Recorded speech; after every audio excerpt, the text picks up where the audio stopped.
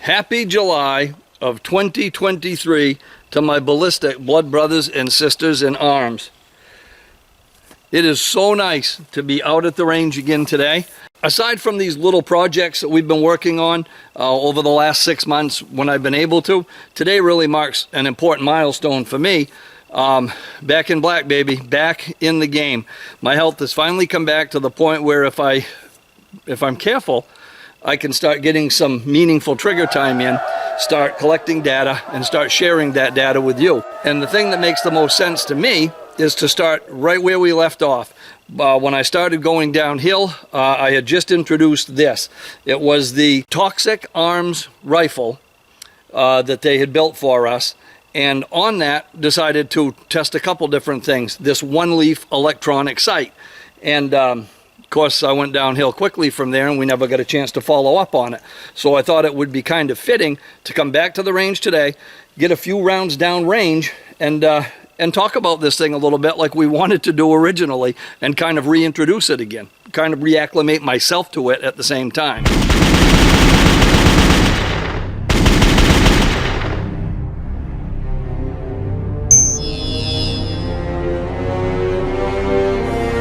So the rifle itself will look familiar. It is an AR platform gun, and it is made by Toxic Arms of the state of Maine. That's my home state, so I always like to see anything coming from the state of Maine. It's something that they customized for me for the channel, and it came out beautiful. The only thing I asked for is a distressed finish on it, because when I get done with it, it's going to look distressed anyway, so we might as well pretend that it was on purpose. And in this case, it was on purpose. It came looking distressed. They threw my logo on it, and they threw the channel name, which I thought was really cool, and I like it. It's a nice gun. It's very, very comfortable. The parts are really nice, and I'm really impressed so far. There are a lot of little things that they do that tell me that in the big picture it's going to be a really nice gun based on what they do in the little details, other than the obvious, the fit and finish. For instance, the bolt release is not held in with a simple roll pin. It's actually threaded, so it has a threaded pin that holds the bolt release together. To me, that's a little bit of extra detail, and that's kind of cool. It came with a slimline forend, which I really like, that is compatible with M-LOK, and that's the mounting method that I prefer. For optics, throwing the primary arms KISS on here was an absolute no-brainer. I love the chevron reticle. I like the 11 different stages of brightness you have. So in this case, when I'm using it at night, I can run it all the way down to 1. In this case, this picks it up very, very well, and it doesn't blur out the target, and it allows me to see my target nice and clearly. And I love the primary arm sights. I've, again, had terrific luck with them. If you've been following the channel, you've seen an awful lot of them, and we've yet to see one fail. Even when it's important, such as on a once-in-a-lifetime moose hunt, primary arms is the sight that I trust when I need to make that shot. So it was a no-brainer putting it on this. The OneLeaf electronic sight, now that's an entirely different story. That I had extremely low expectations for, based on one thing, based on the manufacturer's suggested retail price, under 300 bucks. I assumed it would be something that, if it worked at all, wouldn't be very clear, day or night, may have trouble recording video or shooting photos, and might be recoil sensitive. Fortunately, my low expectations have been absolutely blown out of the water at this point. While I was sick, I was still able to run around with this thing, doesn't weigh anything at all, use it as a monocular, record things inside, outside, shoot video, daytime, nighttime, and it's looked terrific, especially when compared to the low price. Again, I was expecting something not to work, and it's working great.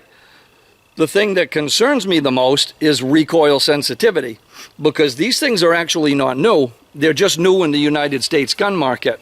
If you look on YouTube, you'll probably, like I did, find a lot of videos of people using these in England, in Europe, mounted most often on air rifles, and I know that air rifles have a whole different recoil impulse situation, but there's nothing like the muzzle blast and the percussion and the actual recoil of a centerfire rifle to separate sufficient from something that's not sufficient. And right now I can't really speak too highly on that because I've only got, maybe 100 rounds through this thing as we see it. But so far, it's still doing fantastic. I'm going to continue to test this thing as we move forward and report back on it. Regardless of when it stops, if it stops, we're going to know together.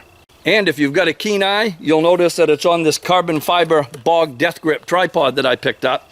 Because my surgeries were based on, on abdominal issues, it was important that I not lift too much and that I isolate these muscle groups. This thing holds the rifle for me. And actually, in reality, probably makes me a whole lot more steady and a better shot than I'd be without it. So I've got zero complaints on the Bog Deathgrip so far. Rather than me explaining how this thing works, how the system works itself, and explaining the picture and all of that, let's show you. Let's put some rounds down together. If my knuckle-dragging self can remember how to get this thing to record, because it's been about a year since I looked at the owner's manual. We don't have to tell anyone I looked at the owner's manual to begin with, though. If I can remember how to make it record, I will do that. I'll record the rounds that I fire. I've got a silhouette target at 100 yards, and then I've got another one behind it at 200 yards. The 200 yard is going to be tougher to see because the grass has grown up, and I haven't had a chance to mow it yet. So, but I'm pretty sure if I hit it, you'll actually hear the bullet smack it.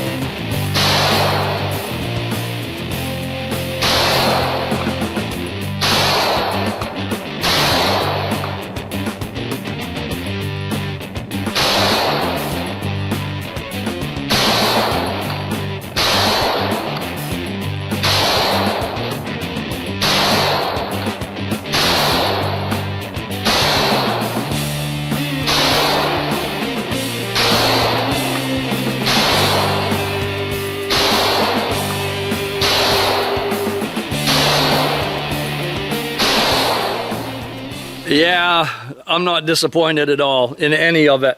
The rifle has failed to skip a beat. It's running perfectly like we would expect it to. Again, we're at this point maybe at 130 or so rounds, so we're far from any long-term or abusive treatment. But it has to start somewhere, and that start's going to be here. On the primary arm sight, always crystal clear. I always love them. They always work. Never question that. On the OneLeaf, it's still working, and I think I figured out. At this point, you're going to know because we're going to have watched it together how to record, and it's clear. It's very, very clear, and I know that there are adjustments in here that I can make that I don't know how to make yet. So before I come back out, I'll read the book. I'll admit it. Geez, I hate to say that. That kind of hurts, but I'll look at the directions, and we'll spend some time with this at nighttime where it's supposed to shine and do its best. But so far as a day recording camera, as a shot recorder, I think it's pretty cool too. And on the clarity, I'll work on that, but I'm looking through it, it's pretty darn nice. So I only have to assume that watching the video was also decent. It is just so nice to get back out here to the range. It's beautiful in Maine this time of year, July, August, September. High 70s to low 80s. Humidity's a little bit rough. The mosquitoes can get tough too, but man, everything is lush and green, and the air is fresh, and the skies are blue, and it's just a great place to be. Actually, all year round, it's a pretty nice place to be, or I would have moved a long time ago. So thank you for joining me on my first real range day back. It's so exciting to be back. I hope that you enjoyed this peek at what we started looking at over a year ago, the Toxic Arms rifle, along with the OneLeaf night sight, and we'll start spending a lot more time with it together. We'll run the round count up. I'll learn all the little details of how to use it, and again, together we'll learn. So far there doesn't appear to be any problem with recoil sensitivity. We're going to just watch it moving forward. If you did enjoy this trip, please click like, share us with your friends in your vast social media universe, subscribe to the channel if you don't already, and as I said at the beginning, back in black, don't forget to check out our new merch available at Bunker Branding. Got some really cool t-shirt designs, and their service and quality is second to none. I hope to see you very, very soon, and until next time, have fun and be safe.